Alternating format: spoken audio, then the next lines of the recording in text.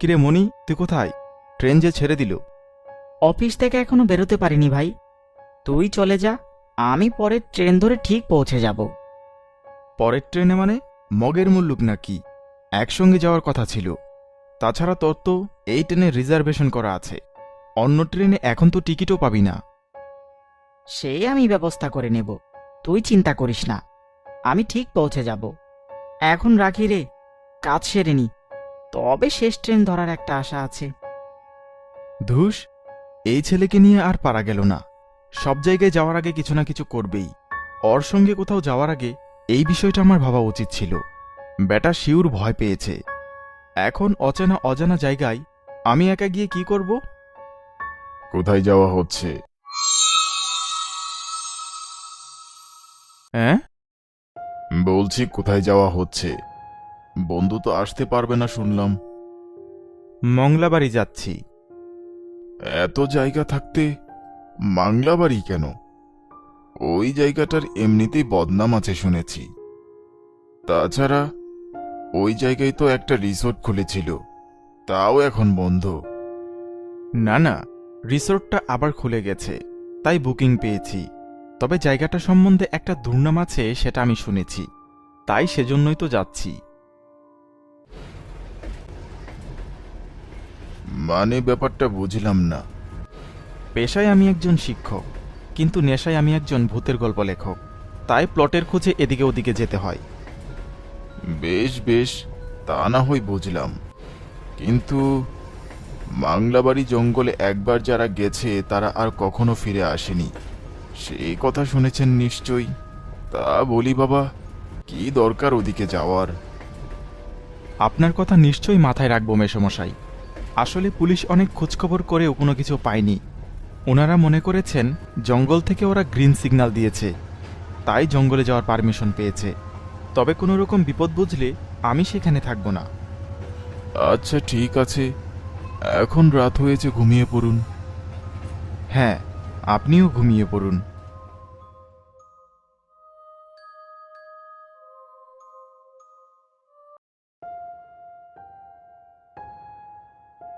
এতক্ষণ সবাইকে জিজ্ঞাসা করলাম, কেউ মাংলাবাড়ি অবধি যেতে চাইছে না। তবে কি আমি এদিকে এসে ভুল করলাম?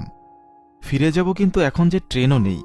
ওই যে একটা গাড়ি আসছে, ওকেই বরং জিজ্ঞাসা করি। এই যে, ও ভাইয়া, যাবে নাকি? কই যাবেন? মাংলাবাড়ি। যা ভাড়া তার ডাবল দেব, যাবেন? খুব বিপদে পড়েছি। না না, ওই দিকে যাব না। কালইডি অবধি যদি কন তো নিয়ে যেতে পারি। আসাদ আকাশের দিকে তাকিয়ে দেখে কালো হয়ে এসেছে। বৃষ্টি নামবে যখন তখন। কোনো উপায় না দেখে অগত্যা সেই গাড়িতে উঠে বসে। বন জঙ্গলের মাঝ বরাবর সিথির মতো রাস্তা, সেই পথ ধরেই গাড়ি এগিয়ে চলছে। কিছু বাদেই বৃষ্টিতে পথঘাট ঝাপসা হয়ে যায়। এই অঞ্চলের একটাই সমস্যা, বলা নেই কওয়া নেই কখন যে বৃষ্টি নামে। এখন পৌঁছাতে অনেক দেরি হয়ে যাবে। বিপদে আছি বুঝতেই তো পারছেন। তবে মাংলাবাড়ির অবধি একটু ছেড়ে দিন না। না বাবা, ও জঙ্গলের দিকে আমি কিছুতেই যাবনি। কিন্তু কেন বলুন তো, কেন আপনারা এত ভয় পান ওই জঙ্গল? জানেন না যখন, তখন আর কিছু বলতে চাই না। আপনি যে কাজ করছেন করুন, কাজ সেরেই ফিরে আসবেন। আপনারা যখন বলতে চান না তা বেশ, আমি গিয়ে এই বিষয়টা দেখছি। আসাদের মনে নানা রকম প্রশ্ন চলছে। মনে মনে ভাবতে ভাবতেই কখন যেন চোখ দুটো লেগে আসে। ঘুম ভাঙে গাড়ির সজোরে ব্রেকের ঝাঁকুনিতে। কি কি কি হলো? কলইডি এসে গেছে, নেমে পড়ুন। এখান থেকে মাংলাবাড়ি কত দূর? বেশি নয়, নাক বরাবর হাঁটলে ঘন্টা দুয়েকের মধ্যেই হোটেলে পৌঁছে যাবেন। নিন নিন, তাড়াতাড়ি করুন, আমাকে আবার ফিরতে হবে। মোবাইলের নেভিগেশন অন করে জঙ্গলের ভিতর দিয়ে সরু পায়ে হাঁটা পথ ধরে। যখন ও মাংলাবাড়ির নিরলা রিসোর্টে পৌঁছায়, ততক্ষণে দিনের আলো মরে এসেছে। দূর থেকে রিসোর্টটা দেখে এত ক্লান্তির মধ্যেও মনটা ফুরফুরে হয়ে ওঠে আসাদের। শামশের, শামশের! বাহ, বন্য প্রকৃতির মাঝে কি শান্ত সুন্দর কাঠের বাড়িখানা! এই সুন্দর পরিবেশে লুক আসতে ভয় পায় কেন? আর প্রকৃতির আকর্ষণ উপেক্ষা করার প্রশ্নই ওঠে না। কিন্তু কাউকেই তো দেখতে পাচ্ছি না। কেয়ারটেকারটার কি যেন নাম বলেছিল? ও হ্যাঁ, মনে পড়েছে, শামশের। মাফ করে দেবেন সাপ, আপনার জন্য অপেক্ষা করতে করতে কখন যে ঘুমিয়ে পড়েছিলাম।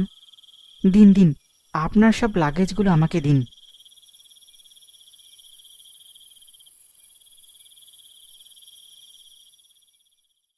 নিচের ঘরগুলোতে তালাবদ্ধ দেখলাম যে, বোর্ডার নেই। কি বলবো সাপ, এই জায়গার এত বদনাম হয়ে গেছে, কেউ আর আসতেই চায় না। আপনি এসেছেন, এটা আপনার মেহেরবানি। আরে না না, কি যে সব বলছো! আচ্ছা শামশের, ঠিক কি হয়েছে এখানে? কতজনকে জিজ্ঞেস করলাম, কেউ কিছু বলে না। সব বলবো, আগে আপনি হাত মুখ ধুয়ে নিন, আমি গরম কফি করে আনছি। আমি আর কথা বাড়ালাম না। এদিকে খিদেও পেয়েছে।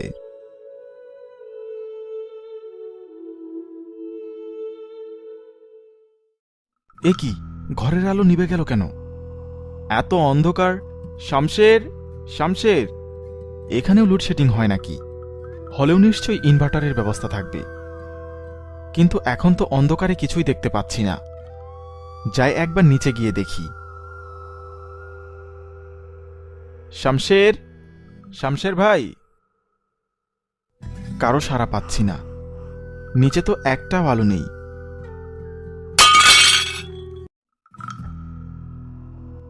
কে কে ওখানে? অন্ধকারে কেউ সরে গেল না? এই যে, তুমি কোথায় ছিলে? অন্ধকারে চারদিকে কিছুই দেখতে পাচ্ছি না। ইনভার্টার নেই তোমাদের এখানে?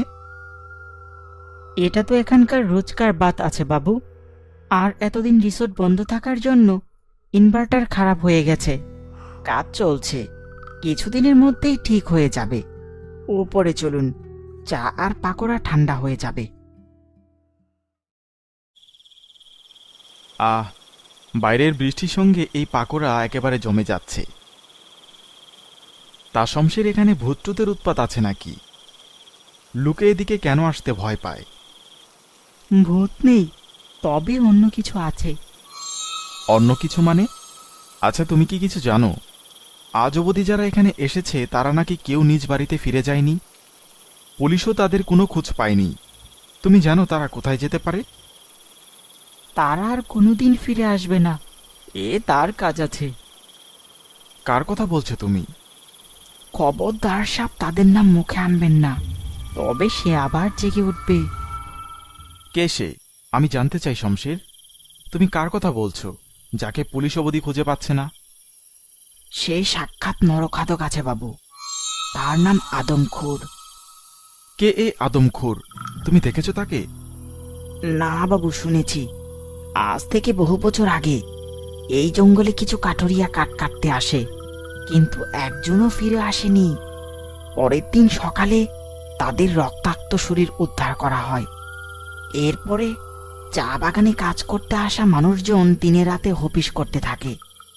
জঙ্গলের ধার থেকে উদ্ধার হতে থাকে রক্তাক্ত ছিন্ন বিচ্ছিন্ন মৃতদেহ। সবাই বুঝে কোনো এক নরখাদকের আগমন ঘটেছে। নরখাদক মানে বাঘের কথা বলছো?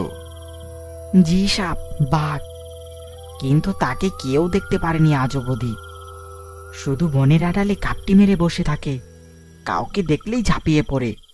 আবার তাজ্জব বাঘকে জানেন? কি?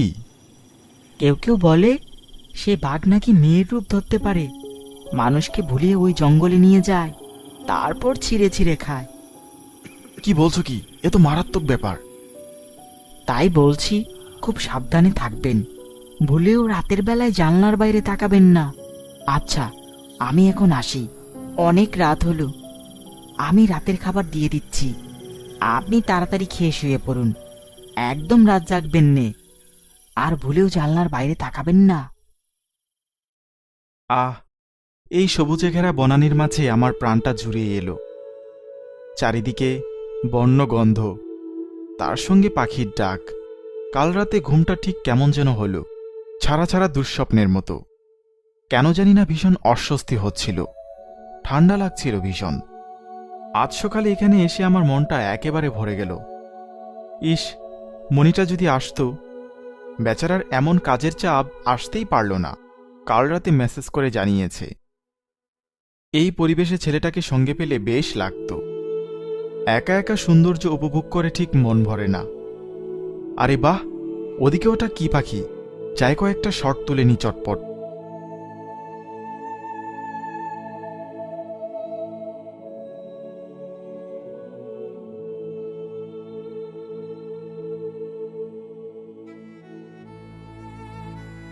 এই যা, ভালো শট এলো না, তার আগেই উড়ে গেল। মা, মনে হচ্ছে জঙ্গলের অনেক ভিতরে চলে এসেছি। কোন দিক থেকে যে এলাম কিছুই বুঝতে পারছি না। এদিকটা দিনের বেলাতেই কেমন যেন অন্ধকার, স্যাঁতস্যাঁতে ঠান্ডা, পচা একটা বিশ্রী গন্ধ। শামসের কাল রাতে এক নরখাদক বাঘের কথা বলেছিল না? সেটা কি সত্যি নাকি মানুষের কল্পনা?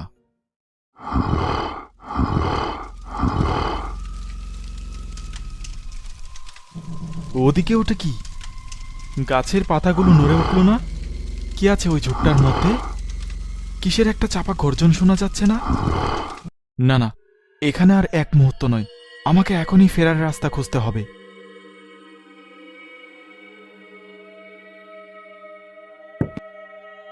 ও ও মা গো, এটা কি পড়ে আছে মাটির উপরে? হাড়? এত বড় হাড় কিসের? এটা তো মানুষের হাড়ের মতো লাগছে। তার মানে সেই নরখাদক বাঘের কথা কি সত্যি? আমাকে এখনই পালাতে হবে। সাপ! আসাদ সাপ, কোথায় আছেন? শামশের, শামশের! এ কি, পড়ে গেলেন কিভাবে? ধীরে ধীরে উঠে দাঁড়ান দেখি। আপনি এদিকে কেন এসেছেন সাপ? আপনাকে আমি জঙ্গলে একা আসতে বারণ করেছিলাম। এখানে অনেক খাতরা, চলুন ফিরে চলুন। শামশের, নরখাদক কি সত্যি আছে? আমি এইমাত্র মাটিতে হাড় দেখতে পেলাম। সাপ, ভুলেও ও নাম করবেন না, ভুলেও না, তবে প্রাণে আর বাঁচবেন না। তাড়াতাড়ি জঙ্গলের বাইরে চলে আসুন। ওহ, আবার অন্ধকার হয়ে গেল। শামশের এখনো আলো জ্বালালো না কেন? কে কে কাঁদে এভাবে? জঙ্গলের ভিতর থেকে আসছে না? একবার গিয়ে দেখব না কি কেউ বিপদে পড়েছে কিনা। শামশেরকে একবার বলে দেখা যাক। শামশের, ও শামশের ভাই! যা, কেউ নেই তো। ওদিকে যে কেঁদেই চলেছে। না, গিয়ে একবার দেখতেই হচ্ছে। কোথায় যাচ্ছেন সাপ? ভুলেও রাতের বেলা বাইরে যাবেন না। তুমি শুনতে পাচ্ছ না? কে যেন কাঁদছে। কেউ বিপদে পড়েছে শামশের, আমাদের যেতেই হবে। আপনি মৃত্যুর শব্দ শুনছেন সাপ? ওই শব্দ শুনে বাইরে গেলে আপনি মারা যাবেন। ঘরে ফিরে যান। কে কাঁদছিল বনের মধ্যে? এখন আর তার শব্দ শোনা যাচ্ছে না। তবে কি তার বিপদ কেটে গেছে? ওই তো আবার কাঁদছে। কে কাঁদে দেখি? এই জানালা দিয়ে কি দেখা সম্ভব হবে?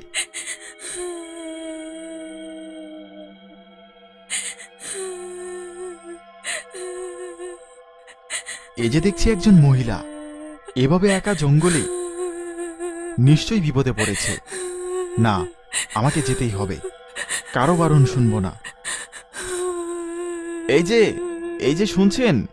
আপনি জঙ্গলের মধ্যে কোথায় যাচ্ছেন? শুনুন, ওদিকে যাবেন না, আমার কথা শুনুন। এ কি, এই যে দেখছি কিছুই শুনছে না। জঙ্গলের ভেতরে চলে যাচ্ছেন তো? দাঁড়ান, শুনতে পাচ্ছেন? এই কোথায় এসে পড়লাম? চারদিকে তো কিছুই দেখতে পাচ্ছি না, শুধু ঘন জঙ্গল আর পচা গন্ধ। যাকে অনুসরণ করে এখানে এলাম সে কোথায় গেল? না না, মনে হয় আমারই কোথাও ভুল হয়েছে। ভুল কিছু দেখে চলে এসেছি, ফিরে যাই। কাল শমশের বলেছিল সেই নরখাদক নাকি মাঝে মাঝে মেয়ের রূপ ধারণ করে। তবে কি আমি কোনো ফাঁদে পড়লাম? না না, এখানে আর এক মুহূর্ত নয়, আমাকে এই জঙ্গল থেকে বেরোতেই হবে।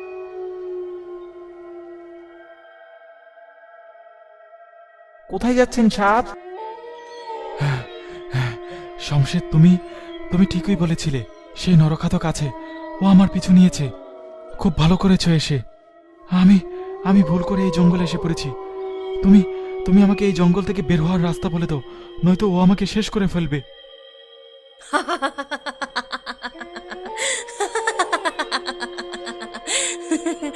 কে শেষ করে ফেলবে সব? ওই আদমখোর?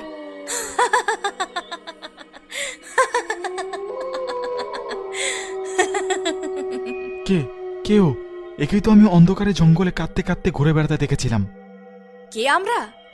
তুই দেখতে চাস কে আমরা? এই দেখ।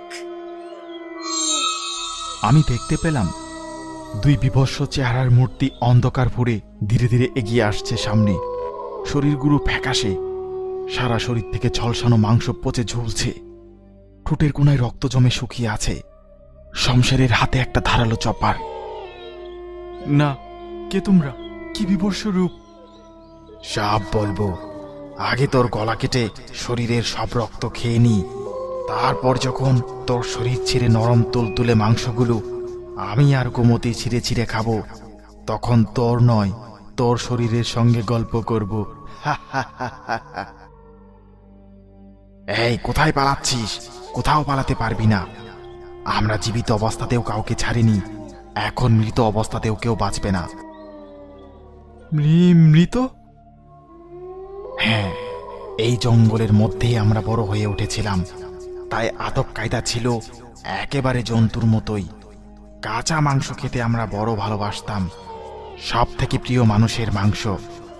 গায়ের সব লোক জানতে পেরে আমাদের দুই ভাই বোনকে পুড়িয়ে মেরে ফেলে, কিন্তু আমরা মরে যাওয়ার পরও মানুষের মাংসের স্বাদ আমরা ভুলতে পারিনি। প্রতি অমাবস্যার রাতে আমি আর আমার বোন পিশাচের রূপ নিই, নর মাংসের লোভে। তবে তার আগে ভাত পাততে হয়। এই রিসোর্টে কাউকে খুন করা যায় না, তাহলে সবার সন্দেহ হবে, কিন্তু জঙ্গলে খুন হলে সবাই ভাবে বাঘের কাজ। এখানে আসা সবাইকে আমি বাঘের গল্প বলি। কুমতি ওদের উস্কে জঙ্গলের ভিতরে নিয়ে আসে। ওরা ভাবে কেউ বিপদে পড়েছে। আমি অবশ্য তার আগে বারণ করি বারবার, কিন্তু কেউ শোনে না আমার কথা। তারা সবাই মরার জন্য এগিয়ে আসে জঙ্গলে, আর তখন আমি আর গুমতি মিলে ছিঁড়ে ছিঁড়ে খাই। তোকে গত রাতেই শেষ করতাম, কিন্তু গত রাত আমাবস্যার ছিল না, কিন্তু আজ আমাবস্যা, আজ তোর পালা। তোর রক্ত খেয়ে প্রাণ জুড়ুক। ছেড়ে দাও আমায়, আমি মরতে চাই না। ছেড়ে দে ওকে। এ তো ট্রেনে দেখা সেই লোকটা। আপনি এখানে কি করছেন? চলে যান এখান থেকে, ওরা আপনাকেও মেরে ফেলবে, পালান। কিছু হওয়ার আগে তুমি পালাও। তুই আমাদের শেষ করবি, জানিস আমি কে? তোরাই আমার ছেলের খুনি, তোদের আমি শেষ করে ছাড়বো।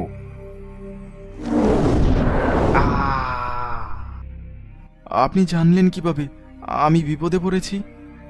আপনি এত রাতে এখানে এলেন কি করে? ওই যে ওই পথ দিয়ে সোজা চলে যাও, জঙ্গলের শেষে রাস্তা পাবে। আর আপনি? আমার প্রতিশোধ নেওয়ার ছিল, তা শেষ হয়েছে। আজ থেকে 2 বছর আগে আমার ছেলে এখানে এসেছিল, এই জঙ্গলে। তারপর সে আর ফিরেনি। স্মৃতি হিসেবে পেয়েছিলাম ওর রক্তাক্ত ছেঁড়া জামা। ছেলে হারানোর সুখ আমি সহ্য করতে পারিনি বাবা। 1 মাসের মধ্যেই স্ট্রোকে মারা যায়। তারপরে যতজন এ পথে এসেছে সবাইকে সাবধান করেছি, কিন্তু কেউ আমার কথা শুনেনি। তাই ভাবলাম আর নয়, এবার এর শেষ হওয়া প্রয়োজন। তাই আজ আমার প্রতিশোধ নেওয়া শেষ, এবার আমার মুক্তির পালা। তুমি ভালো থেকো বাবা।